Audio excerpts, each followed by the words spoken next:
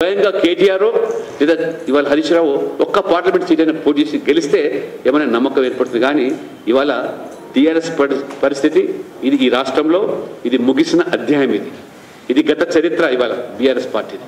కాబట్టి మునిగిపోయిన పడవగా బీఆర్ఎస్ ఉంటే ఇవాళ మునిగబోయే పడవ కాంగ్రెస్ పార్టీ. కాబట్టి ఢిల్లీలో లేని కాంగ్రెస్ ఇవాళ తెలంగాణలో ఆదరణ దొరుకుతుందంటే అది కేవలం అత్యాశ. కానీ తప్పకుండా తెలంగాణలో భవిష్యత్తు భారతీయ జనతా పార్టీ మాత్రమే. 400 సీట్లు ఎన్డీఏకు రావడం ఖాయం. 370 స్వయంగా గెలుస్తాం. తెలంగాణలో కూడా అత్యధిక సీట్లు ఇవాళ బీజేపీని ఇవాళ విజయం సాధిస్తుందని చెప్పినట్టుగా ఈ యాత్రల ద్వారా కూడా మాకు స్పష్టమవుతా ఉన్నది.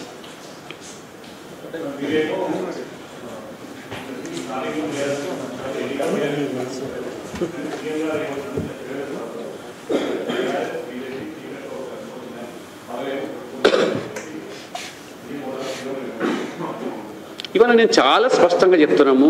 ఒక బాధ్యత గల వ్యక్తిగా తెలంగాణలో 17 సీట్లు ఒంటరిగా పోటీ చేస్తున్నాం.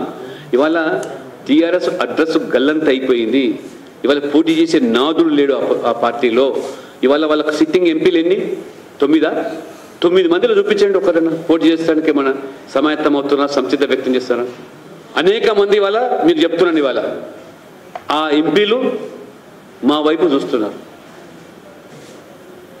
మాతో సంప్రదిస్తున్నారు. మేము ఖచ్చితంగా గెలిచే గుర్రాలను మాత్రమే బరిలోకి దించుతాం. కాబట్టి గెలుపు అవకాశం వాళ్ళని ఇస్తాం.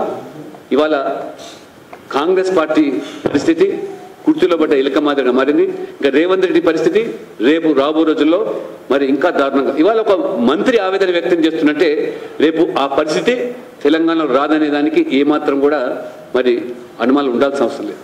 తీవ్ర ఆవేదన వ్యక్తం చేశాడు. మీరు ఒకసారి చూడండి ఆ వీడియో.